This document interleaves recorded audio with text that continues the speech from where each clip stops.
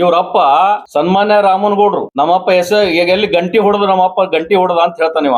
ಪುಣ್ಯಾತ್ಮ, ನಿಮ್ಮಪ್ಪ PAN shop ಅಂಗಡಿ ಇಟ್ಕೊಂಡು ಮರ್ತಿದ್ದ. ಪಾನ್ ಶಾಪ್ ಅಂಗಡಿ ಅದ ನೆನಪಿಟ್ಕೋ ನೀನು. ರಾಮನಗೌಡ್ರು ಬೀಡಿ ಪಾನ್ ಶಾಪ್ ಅಂಗಡಿ ಇತ್ತು, ನೀನು ಮರ್ತಿರ್ಬೋದು. ನೀವು 6 ಮಂದಿ ಅಣ್ಣತಂಬ್ರು. ರಾಮನಗೌಡ್ರು ತೀರ್ಕೊಂಡಾಗ ಇದೇ ಯತ್ನಾಳದಲ್ಲಿ ಇವ್ರು 4 ಎಕರೆ ಜಾಗದಲ್ಲಿ ತಂದೆ ಸತ್ತಾಗ ತಂದೆ ಹೆಣದ ಮುಂದೆ ಇವ್ರು ಹೊಡೆದಾಡಿದ್ರು. ಇವ್ರು ತಂದಿ ಮಕ್ಕಳ ಇವ್ರು. ಹೋಗಿ ಕೇಳ್ರಿ ನೀವು ಯತ್ನಾಳ ಇಲ್ಲ ಯತ್ನಾಳ ಜಾಲಿಗೇರಿ ಹಿಡ್ಕೊಂಡು ತಾಂಡೆ ಹಿಡ್ಕೊಂಡು ಎಲ್ಲ ಕಡೆ ಹೋಗ್ರಿ ನೀವು. ತಂದೆ ಸತ್ತಾಗ ತಂದೆ ಹೆಣದ ಮುಂದೆ ಇವ್ರು ಹೊಡೆದಾಡಿದ್ರು. ಇವ್ರ ಗೌಡ್ರ ವಾಲಿಕರ್ ಸತ್ತಕ್ಕೆ ಮಾಡಂಗಿಲ್ಲ, ಈಗ ವಾಲಿಕರ್ ಗೌಡ್ಕಿ ಮಾಡಕತ್ತಾರ. ಈಗ ಸನ್ಮಾನ್ಯ ರಾಮನಗೌಡ್ರು ಪಾನ್ ಶಾಪ್ ಅಂಗಡಿ ಇತ್ತು ರಾಮನಗೌಡ್ರು. ಇವ್ರ ರಾಜು ಮುತ್ಯ ಬಸವನಗೌಡ ಇವ್ರದು ಇತಿಹಾಸ ಬಹಳ ಮಂದಿಗೆ ಗೊತ್ತಿಲ್ಲ. ಇವ್ರ ಅಡ್ಡೆಸರ ಯತ್ನಾಳ್ ಬಸವನಗೌಡ ಪಾಟೀಲ್ ಅಲ್ಲ.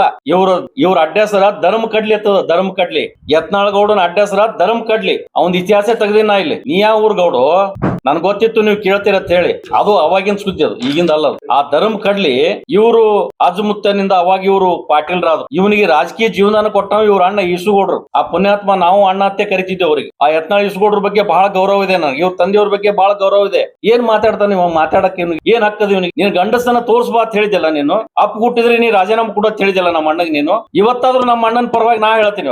ಅವ್ನ್ ಬ್ಲಾಂಕ್ ಲೆಟರ್ ತಗೊಂಡ್ಬಂದು ಕೊಡ್ತೀನಿ ಅಂತ ಅವ್ರು ಹೇಳಾರ. ನೀನು ಬ್ಲಾಂಕ್ ಲೆಟರ್ ತಂದು ಕೂಡ ನೀನು ರಿಸೈನ್ ಮಾಡು. ನೀನ್ ಗಂಡಸ್ತಾನ ಇತ್ತಂದ್ರ ನೀ ಎಲ್ಲಿ ನಿಂದ್ರ ಪಾಕಿಸ್ತಾನ ಬಾಗೇವಾಡಿ ಪಾಕಿಸ್ತಾನ ಅಂತ ಹೇಳ್ತಾನವ. ನಾವೇನ್ ಚಂತನ ಎಲ್ಲ ನಂಬಲ್ಲಿ ಎಲ್ಲಾ ಸಮಾಜದವ್ರು ನನ್ನ ಬಲ್ಲಿ ಅದಾರ. ಎಲ್ಲಾ ಜಾತಿಯವರು ನನ್ನ ಬಲ್ಲಿ ಅದಾರ. ನಾವೇನ್ ಚಂತನ ಇಡೀ ದಿವಸ ಮುಸಲ್ರಿ ಬೈದು ರಾತ್ರಿ ಮುಸಲ್ರ ಮನೆ ಅಂತಂದು ನಾ ತಿನ್ನು ಮಂದಿ ಅಲ್ಲ.